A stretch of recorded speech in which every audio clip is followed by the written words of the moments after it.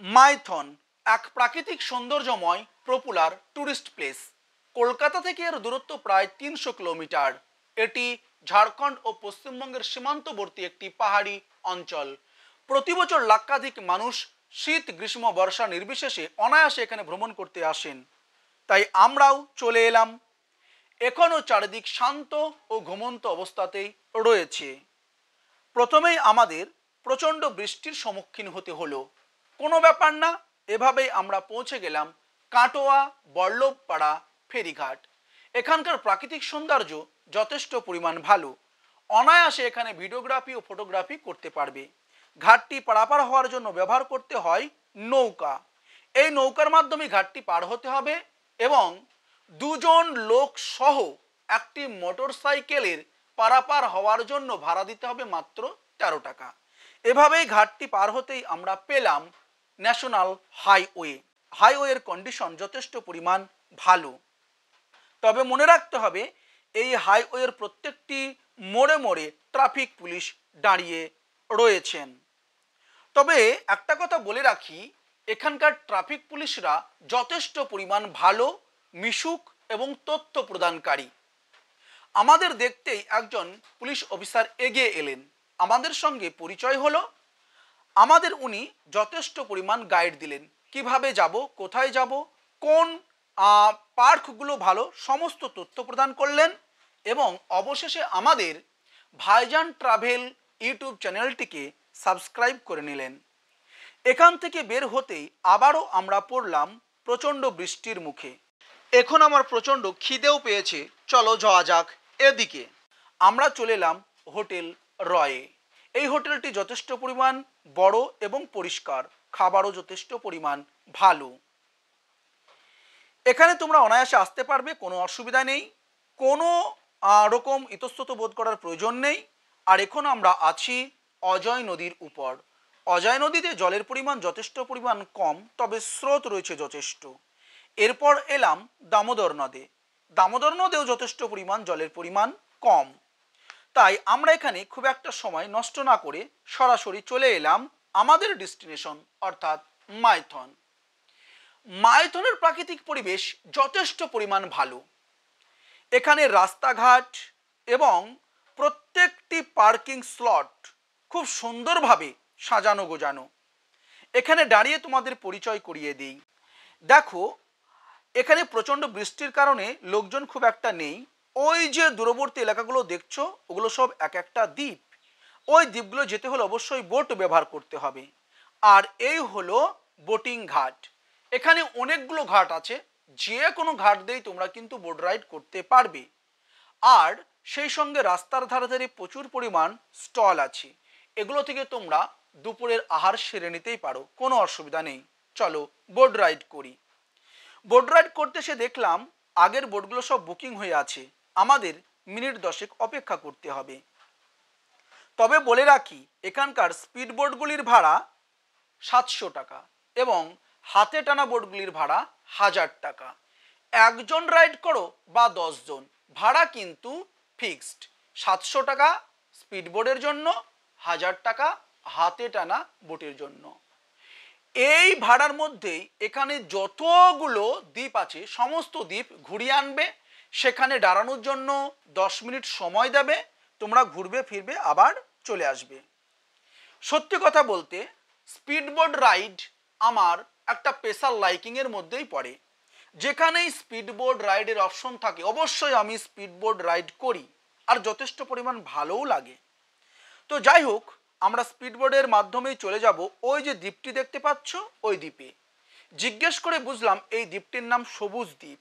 তবে এই দ্বীপটাকে সবুজ কিন্তু খুব একটা লাগছে না।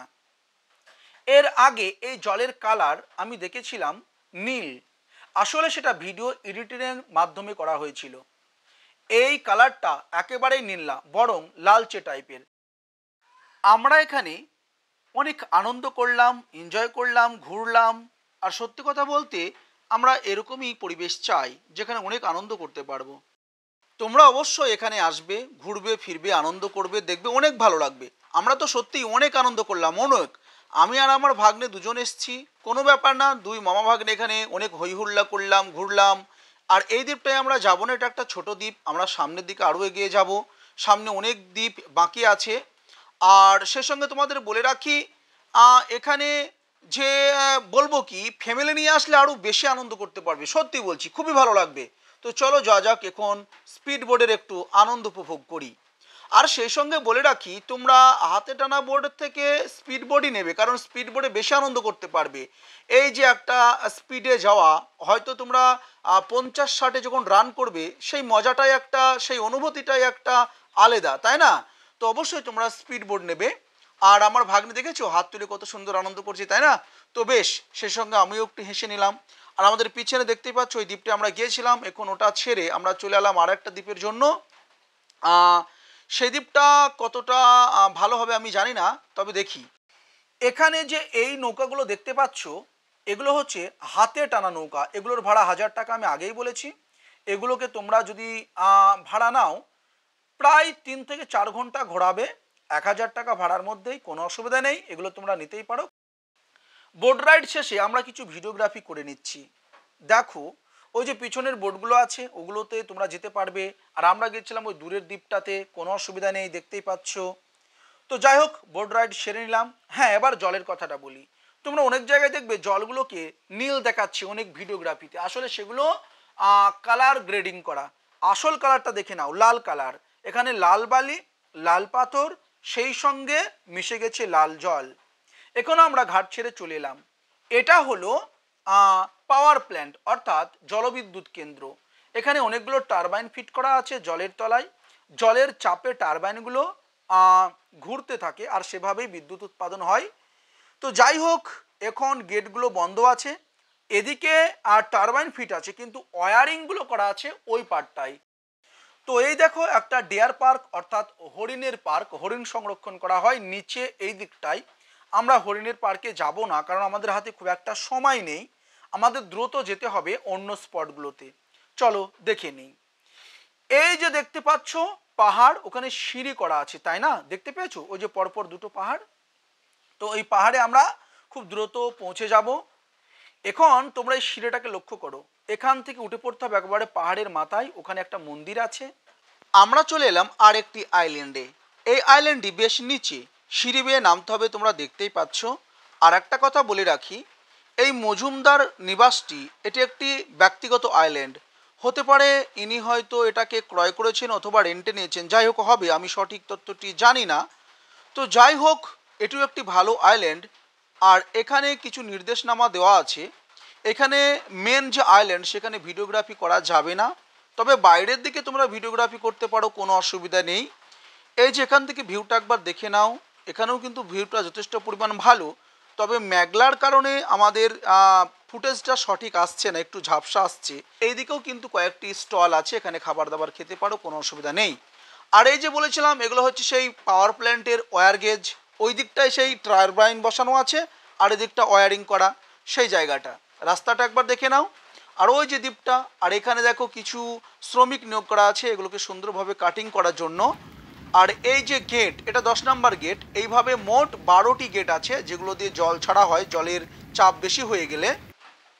সর্বশেষ আমরা এখান থেকে ফিরে যাব শিল্প অঞ্চলে।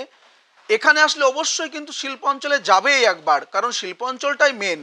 এখানে দেখো আমরা চলে এলাম শিল্পাঞ্চল। এটা হলো সিমেন্ট শিল্পের একটি কারখানা, যে ডবল বুল, দুটো ষাঁড়ের যে একটা ছবি দেওয়া থাকে, সেই ডবল বুল সিমেন্টের কারখানা, এটাই মেন কারখানা। এখান থেকে সারা ভারতবর্ষে সিমেন্ট সাপ্লাই করা হয়ে থাকে। তো এখানে একবার অবশ্যই আসবে, এখানকার সিকিউরিটি গার্ডরা অনেক ভালো, আর এখানে অনেক সুবিধাও তুমি পেয়ে যাবে। এক একজনের জন্য এক এক রকম সুবিধা রয়েছে, কোনো অসুবিধা নেই। আর ইউটিউবারদের জন্য তো বিশেষ সুবিধা রয়েছে, কোনো ব্যাপার না। আর শেষমেশ আমরা এখান থেকে ফিরে যাব।